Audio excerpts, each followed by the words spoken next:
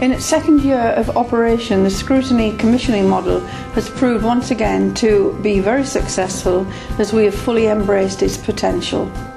The Scrutiny Committee has commissioned 7 policy reviews and 4 one-off issues to the 6 lead Scrutiny members and their supporting panels, monitoring progress and agreeing their findings and recommendations. Building on previous year's success, we were once again consulted on the budget proposals for 2014-15. We've also considered other issues of enormous importance to the city, including the transition of Sunderland Care and Support Limited to a local authority trading company and the progress and performance of our children and young people. We have also revisited our statutory health scrutiny role in light of the Francis report and are implementing changes to further develop the robustness of our scrutiny of health, as well as developing relationships with key partners in the health sector. Scrutiny has demonstrated its community leadership role by acting as the voice of the public in monitoring the transition of adult social care services from the Council to Care and Support Limited, a local authority trading company. Over the years, Scrutiny has demonstrated its community leadership role time and time again. It drives developments and progress in public services by bringing together a wide variety of agencies on issues affecting residents and assessing the evidence, highlighting good practice and recommending areas for improvement.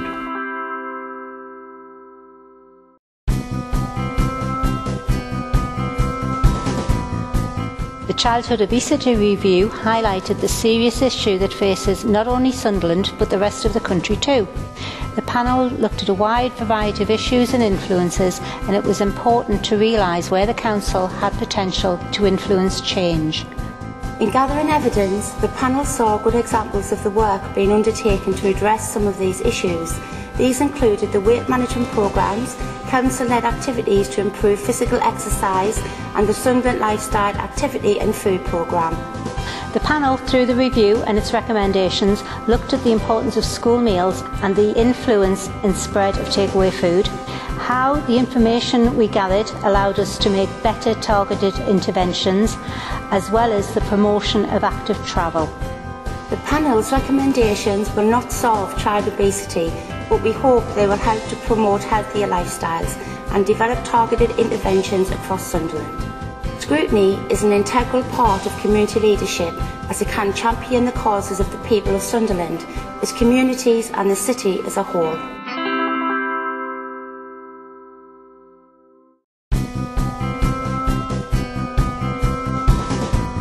I contributed to the City Services Scrutiny panel review into alcohol and licensing in the city.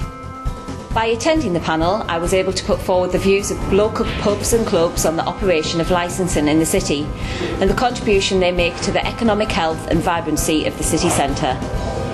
We would stress that the majority of drinkers consume alcohol in a responsible manner, and it would be wrong and counterproductive of the Council to approach licensing policy in a high-handed and draconian manner. However, the panel does have concerns about the low price of alcohol in many of the city's supermarkets and off-licences, and the use of inappropriate marketing and promotions often aimed at the young. Attending the panel provided an opportunity to discuss our views and concerns with local councillors and, as importantly, hear the views of other interested parties such as the police. While the misuse of alcohol and its associated problems is a complex issue involving a wide range of social and cultural factors which are largely outside of local authority control, licensing policy remains one of the tools that can have a direct impact. The community leadership role from a scrutiny perspective is all about looking at issues that are of direct concern to the residents of the city and suggesting new ideas and solutions.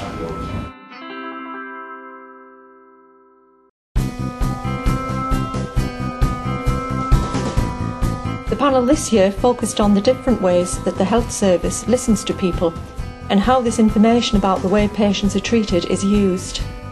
We have developed a good practice framework to act as a guide to making best use of all of the available information about patient and public feedback. We haven't spent time looking at the technicalities. We stood back and took an overview of the whole system and asked ourselves, what difference will an improved system make to people's health? Hopefully, our recommendations will act as a guide to making best use of all the available information from patients. The value of scrutiny is to be asking the questions to everyone we meet.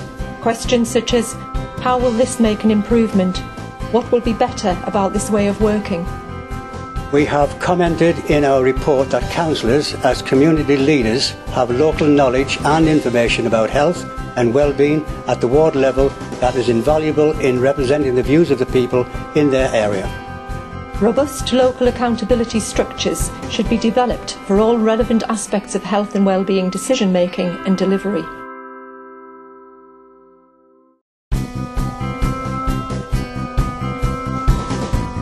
The panel is focused on the opportunities and challenges that face the city in looking to diversify the local economy.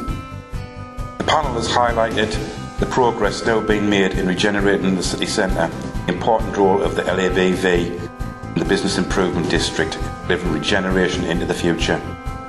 We also feel that the Council should continue to engage with the business community, including Nissan, to improve the transportation and energy infrastructure adjacent to the Nissan site.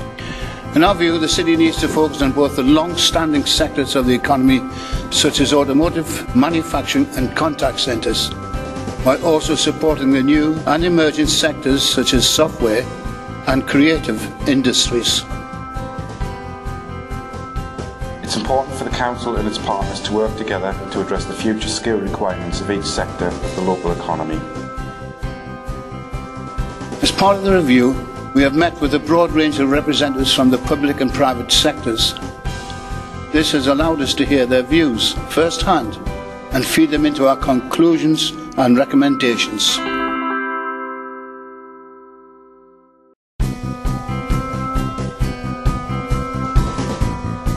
This year we have focused the panel's work around the identification and support for carers in Sunderland. It's got to be remembered that carers do not choose to become carers, it just happens to them.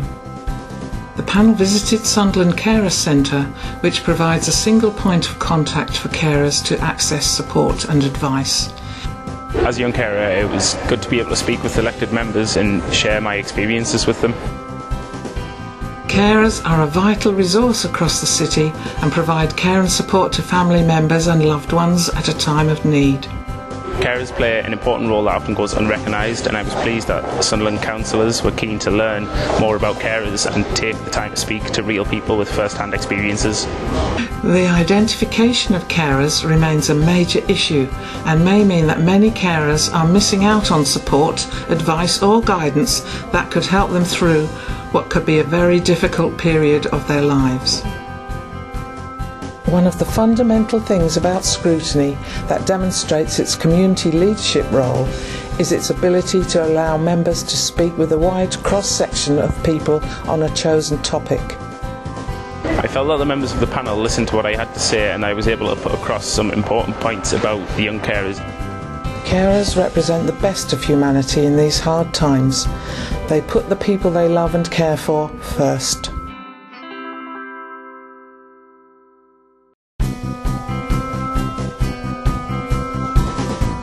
We've been doing an in-depth review of volunteering in the city.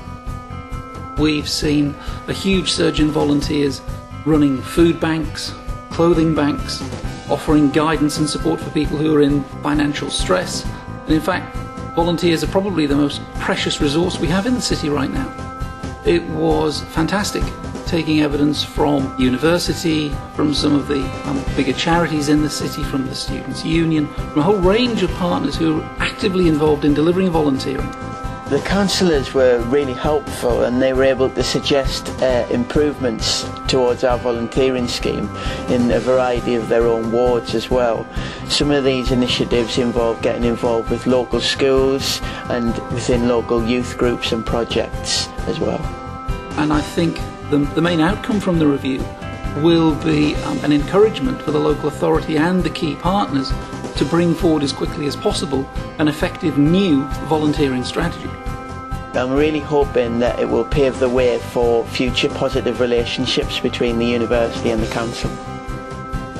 Certainly in my scrutiny panel this year, one of the key elements we discovered as councillors who made up that committee was how important the role of each councillor in their own ward is actually going to be. Because although we're talking about volunteering and we're talking about people giving of their time freely, often councillors are some of the biggest volunteers in their own communities.